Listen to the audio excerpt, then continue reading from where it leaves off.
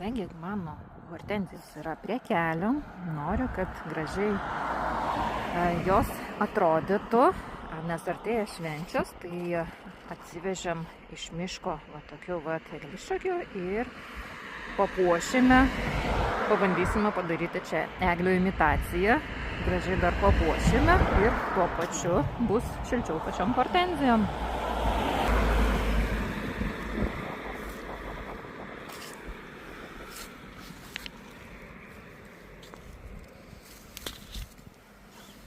Na va, žiūrėkit, koks gražus bus krūmelis ir dar mes pakabinsim kokių žaisliukų, bantukų ir bus šventiška ir gražu visiems.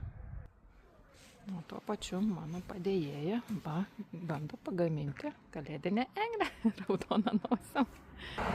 Na va, yra antras krūmelis puošiasi, pirmas jau šiek tiek pasipuošęs, antras puošiasi.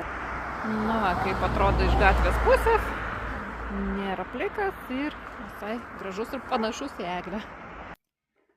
Na, dar atnešiau, sušalau lauke, tai parašiau irgi va tokius vainikus.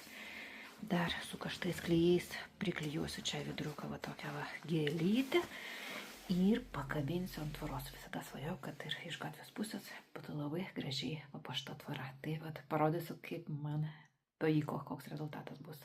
Dar palaukit. Na, tai kol kas štai atrodo vaizdas taip prieš.